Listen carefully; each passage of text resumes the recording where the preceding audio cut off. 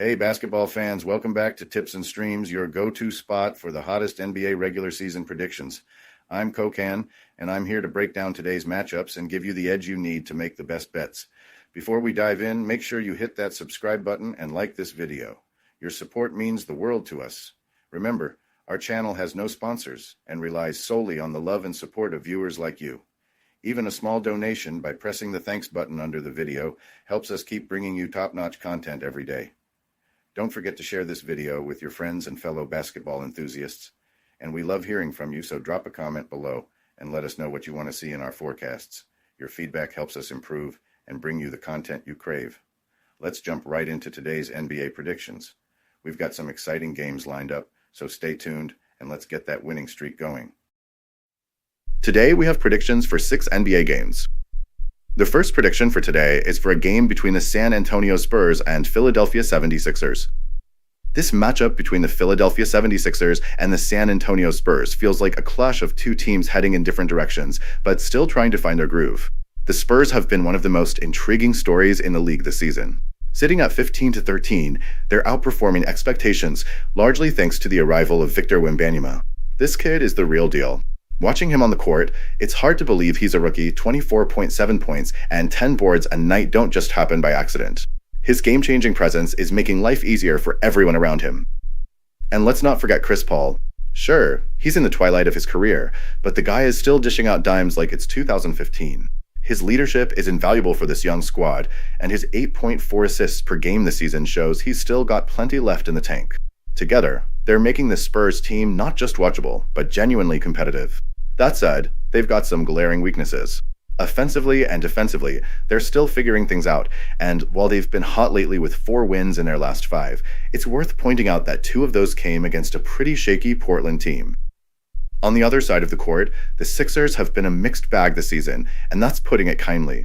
With a 9-17 record, it's tough to see them living up to the preseason chatter about being contenders in the East. Injuries have been a huge issue. Paul George was supposed to be the big off-season addition, but he's barely been on the floor. And Joel Embiid, what's going on there? The reigning MVP just hasn't looked like himself, shooting a career-low 42% from the field and putting up 22.3 points per game. Those are solid numbers for most guys, but for Embiid, it's a letdown. The one bright spot for Philly has been Tyrese Maxey. This dude is electric, leading the team with 25.1 points a night and showing flashes of being a future superstar. But as good as Maxey is, he's not ready to carry a team on his own, and that's been painfully obvious as the Sixers have struggled to put together any sort of consistent play. They're still stuck near the bottom of the league in offensive efficiency, which is a tough pill to swallow for a team with this much supposed firepower. Now, Philly has shown signs of life recently. They've won 6 of their last 9, which is a step in the right direction, but let's be honest, the competition hasn't exactly been fierce.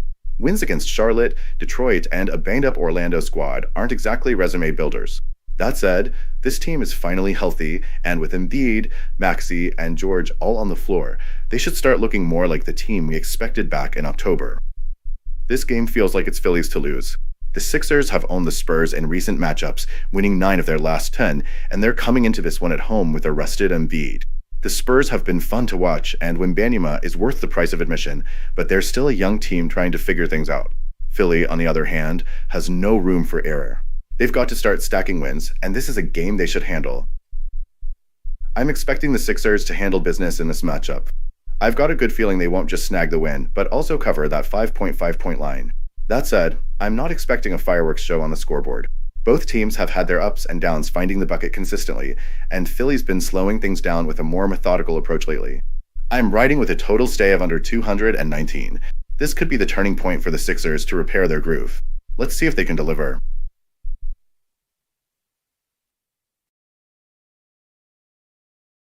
Welcome to BetUS, Sportsbook and Casino, your ultimate hub for secure and thrilling sports betting and casino gaming. BetUS is one of the oldest and most reliable online sportsbooks in the U.S., serving millions of clients all over the globe each month. BetUS, trusted for over 30 years, offers huge welcome bonuses, countless betting options, and many deposit and payout methods. Depositing funds is a breeze and safe, with a minimum deposit of just $10. Payouts are fast and hassle-free, beginning at only $50. Choose from various payout options like MoneyGram, couriered check, cryptocurrency, or bank wire. Signing up is quick and easy. For signing up, you can use the link in the description and enjoy a generous 125% welcome bonus of up to $3,000. By signing up using the link in the description, you'll also support us as we earn a small commission from your registration at BetUS. Thank you for supporting us. Join now and start winning. The second prediction for today is for a game between the Minnesota Timberwolves and Atlanta Hawks. When the Timberwolves roll into Atlanta to face the Hawks, you know you're getting a clash of styles. Minnesota is all about locking teams down on defense, while Atlanta likes to let it fly and rack up points. It's a classic battle of grit versus flash, and figuring out which team will dictate the tempo is what makes this matchup so intriguing. The Timberwolves have built their identity around defense, and they've been rock solid on that end of the floor. They're giving up just 106.9 points per game, and over their last 10, they've been even stingier, holding teams under 100. That's impressive in today's NBA, where offense reigns supreme. But their scoring? That's another story. Anthony Edwards is their one-man bucket getter, averaging 25.6 points a night. He's been lights out from deep, hitting 44.8% of his threes, and when he's on, the Wolves usually get the W. In fact, 12 of their 14 wins have come when Ant drops at least 20. The problem? He doesn't have much help. If Edwards has an off night, Minnesota's offense looks more lost than a rookie in his first summer league game. The Hawks are practically the anti-Wolves. They don't really bother with defense. Instead, they focus on outscoring opponents. Trae Young is the straw that stirs the drink for Atlanta, and when he's on the floor, they play at a breakneck pace, getting up the third most field goal attempts in the league.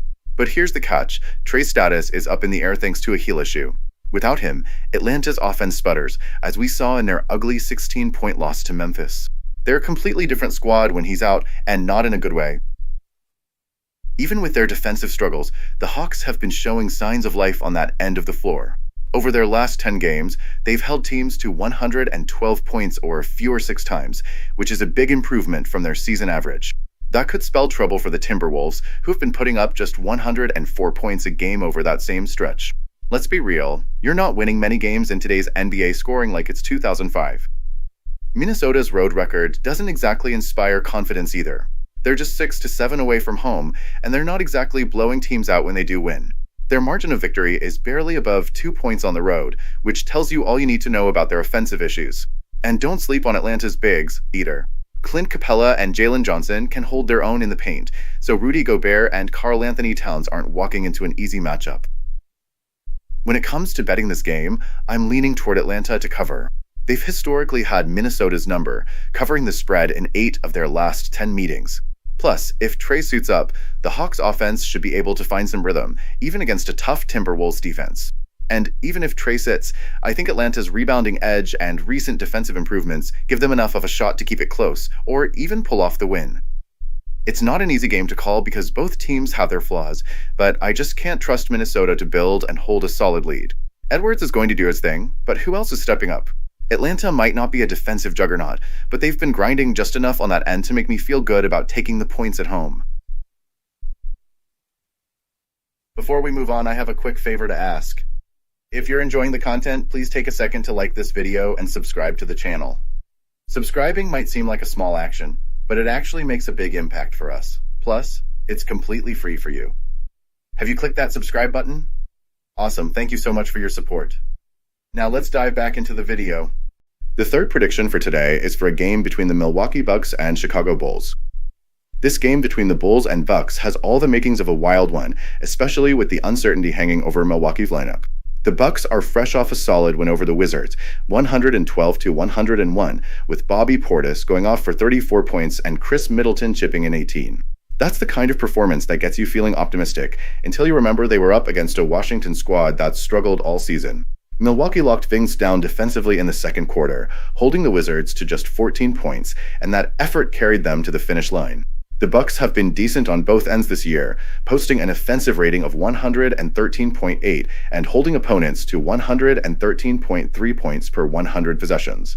But let's be real, they're still searching for rhythm, especially on the road, where they're just 4-8. The Bulls, on the other hand, are coming off a rough 123-98 loss to the Celtics, which dropped them to 13-16 on the season. Vucevic showed up with a solid 19 and 10, and Levine added 14, but it wasn't nearly enough to hang with Boston. The story for Chicago is all too familiar: solid offense, shaky defense. They're sixth in the league offensively at 114.3 points per 100 possessions, but their defense has been a turnstile, allowing almost 117 points per 100 possessions. That inconsistency has plagued them all season, making them a team that can beat anyone or lose to anyone, depending on which version shows up. Now, the big question is whether Milwaukee's stars will suit up. Damian Lillard is listed as doubtful, and Giannis is questionable with a back issue. If both sit, the Bucks could be in serious trouble. Even with their full roster, they struggled to find their groove this season, and without their top dogs, their offense loses its punch and their defense gets stretched. Historically, Milwaukee has dominated this matchup, going 16-5 against the spread in their last 21 games in Chicago, but those trends don't mean much if their roster is depleted. If you're thinking about betting on this one, it's all about timing. The current line at Bucks minus 1.5 feels like the oddsmakers are hedging against Giannis and Dame sitting out. If both are out, I like the Bulls to cover, especially with their ability to put up points in bunches. Chicago showed they can rise to the occasion, as they did in that road win over Boston earlier this season. But if one of Milwaukee's stars suits up, the Bucks might still have enough firepower to grind out a win. It's a tough call without knowing who's available. For those who don't want to mess with the spread, the under at 236.5 is worth a look. Milwaukee's pace slows things down. They're the 21st slowest team in the league, which could neutralize Chicago's up-tempo style. The Bucks have also hit the under in 7 of their 13 road games this season, and with both teams leaning on their defensive strengths, we could see a lower scoring battle. Honestly, I'm leaning toward rolling with the Bulls at plus 1.5. If Giannis and Dame are out, the Bucks lose a lot of their bite, and Chicago's offense has enough firepower to make some noise. That said, this is one of those matchups where staying glued to the injury report is a must before pulling the trigger. If you're not about digging into the updates, I'd suggest taking the under at 236.5 points and letting Milwaukee's slower pace dictate the flow. No matter how it plays out, this one feels like it's coming down to who can step up and execute in crunch time. The fourth prediction for today is for a game between the Los Angeles Clippers and Memphis Grizzlies. The Clippers roll into Memphis on Monday night, bringing their grinded-out defense to face a Grizzlies squad that's been straight fire lately. LA's defense has been their bread and butter, locking teams down to just 106.9 points per game, which is one of the best marks in the league. They're not just forcing tough shots, they're making life miserable beyond the arc, holding opponents to a cold 34.2%. If you're a fan of old school, hard-nosed basketball, this Clippers defense is your jam. But let's be real, slowing down Memphis in their house is a different animal. The Clippers will once again rely on Norman Powell and James Harden to carry the offensive load with Kawhi Leonard still out. Powell's been cooking lately, stepping up big time, while Harden's been filling up the box score with points, dimes, and boards. Together, they're averaging 46 points a night, but it's going to take more than that to outgun a Grizzlies squad that's scoring at will. Harden's got to keep those veteran instincts sharp and find ways to exploit Memphis' pace. Zubac, too, has to throw his weight around in the paint because Memphis thrives on second chances and boards. Memphis, man, they've been a straight-up buzzsaw lately. They've won 8 of their last 10 games, putting up an absurd 127.1 points per game in that stretch. That's not just good, that's scary. They're shooting lights out, hitting nearly 50% from the field and close to 40% from deep. Even without Ja Morant in their last game, they blew out Atlanta by 16. If Ja suits up, buckle up, because this team gets even nastier with his speed and playmaking. Memphis at home is almost automatic. They're 13-3 straight up in their building and cover spreads like it's their side hustle. Honestly, they're one of those teams where, if you're not betting them at home, you're probably missing out. It's not just about talent, it's about trends, and the Grizzlies have been a money-making machine this season. They're the kind of team you ride until they prove otherwise. The Clippers, on the other hand, are tricky. They've been solid for bettors, but they're just not the same squad on the road. Their offense is stuck in neutral, ranking 20th in efficiency, and that's not going to cut it against a Memphis team that runs like they've got somewhere to be. If LA can't slow the game down and keep Memphis out of transition, this one could get out of hand. I'm putting my chips on Memphis to not just win, but to cover that 5-point spread. They've been way too reliable at home, and their offense is a beast right now. Even if Ja doesn't play, they've shown they can handle business. The Clippers might hang tough for a while, but in the end, they just don't have the firepower to keep up with the Grizzlies' high-octane attack. This Memphis squad is special, and I'm not betting against them until they give me a reason to. The fifth prediction for today is for a game between the Phoenix Suns and Denver Nuggets. When the Denver Nuggets and the Phoenix Suns clash, it's always an intriguing matchup, but this one carries a lot of questions. The Suns, sitting at a mediocre 14-13, haven't lived up to their preseason hype. Injuries and inconsistency have plagued the squad, and they've now dropped two straight at home, first to the Pacers and then to the Pistons in a high-scoring affair that ended 133-125. For a team with championship aspirations, being 11th in the West is far from acceptable. Phoenix started the season looking like a contender, dropping just one of their first 9 games. But that momentum faded fast once injuries hit. Kevin Durant has been a bright spot whenever he's on the floor, putting up 27.4 points a game with his usual efficiency. The problem? Durant's been in and out of the lineup with nagging issues, and Bradley Beal has struggled to resemble his all-star self from his Washington days. Devin Booker, who's been a reliable second option with 25.1 points per game, is now sidelined, leaving this team to scramble for answers.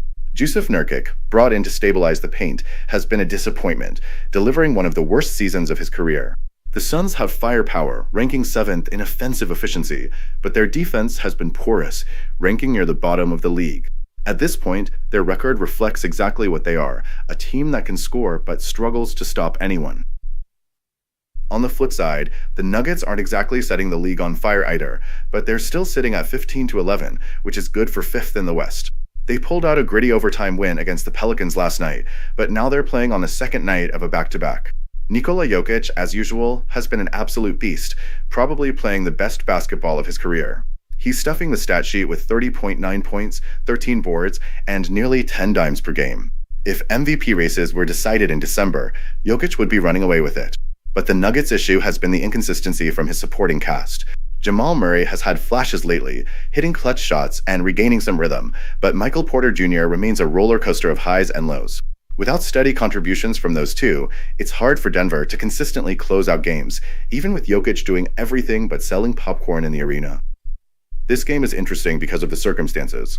Denver is coming off that overtime grind, which means tired legs could be a factor. Fatigue tends to show up on the defensive glass, and that's already been a weak spot for the Nuggets. Phoenix, meanwhile, comes in rested but still without Booker and relying heavily on Durant to carry the load. The Suns' defense has been suspect, but they might catch a break here since Denver doesn't shoot many threes, an area where Phoenix has been vulnerable. The Nuggets' offense thrives through Jokic creativity, but if they can't hit perimeter shots, Phoenix has a shot at keeping this close. I'll be honest, neither of these teams is inspiring a ton of confidence right now. The Suns have been a letdown all season, and their road numbers don't exactly scream reliability. Still, the Nuggets haven't been dominant at home either, and playing on no rest after an overtime game is no small challenge. Denver's 3-1 record on no rest this season is solid, but those games weren't all against teams with the firepower Phoenix can bring, even shorthanded. I think this game comes down to the wire. Jokic will likely do his thing, and if Murray can stay hot, Denver might pull it out. But I like the Suns to cover the plus 6.5 spread. They've won their last 2 meetings against the Nuggets, and I see them making this one competitive, even if they don't leave with a win. This feels like one of those ugly, grinded-out games that'll keep fans on the edge of their seats until the final buzzer. The sixth prediction for today is for a game between the Indiana Pacers and Golden State Warriors. The Pacers and Warriors are squaring off in the Bay Area, and this matchup has some intriguing storylines. Indiana's season so far has been a mixed bag, far from their impressive run last year when they reached the Eastern Conference Finals. They're sitting just under .500 with a 14-15 record through 29 games. That said, they've picked up some momentum lately, snagging 4 wins in a row, including a couple of gutsy road victories over the Suns and 76ers. It's been a reminder of what this team is capable of when they find their groove offensively. Tyrese Haliburton is still struggling to get back to his peak form after last season's injury, and his playmaking hasn't been as sharp as it needs to be. That's left a lot of the offensive load on Pascal Siakam, who stepped up, but let's face it, he's more of a second or third option, not a primary guy. Even with those challenges, the Pacers' offense has been firing lately. They've been dropping buckets at an impressive clip, averaging well over 120 points during the streak. When this team is rolling offensively, they can light up the scoreboard with the best of them. On the other side, the Warriors have been a tough team to figure out. They came out of the gate hot this season, but have cooled off significantly over the past month. They're 15-12 now, but that recent 3-9 stretch over their last 12 games is a head-scratcher. They're coming off a solid win against the Timberwolves, though, which might give them a little confidence heading into this one. What's been keeping Golden State afloat is their defense. They're excellent at forcing bad shots and cleaning up the boards, two things they'll need to lean on heavily in this matchup. The Warriors also have the rest advantage here, and that's no small thing. The Pacers are on the second night of a back-to-back, and that's been a major problem for them this season. They've played 4 back-to-back sets and only managed to win one of those second games. Fatigue could be a factor, especially since the Pacers rely on their offense to carry them, and their defense often leaves a lot to be desired. Rebounding is going to be a big deal in this game. The Warriors have been strong on the glass, while the Pacers are one of the weaker rebounding teams in the league. If Golden State can dominate the boards, they'll control the tempo and limit Indiana's second-chance opportunities. That could be the difference maker in a game like this.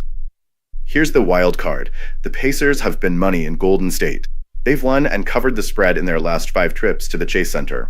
Even with their struggles on back-to-backs, that's a trend that's hard to ignore. Indiana's offense has been clicking lately, and when they're in rhythm, they can put up points in bunches. The Warriors might be the favorites here with the home court edge and fresher legs, but I'm leaning toward the Pacers to keep this one close. Their recent play and history in Golden State give me reason to think they can cover the 6-point spread. It's hard to trust either team fully with how inconsistent they've been, but I'm betting on Indiana's offense to stay hot and make this a competitive game. Golden State might squeak out a win, but don't be surprised if the Pacers keep it tighter than the odds suggest.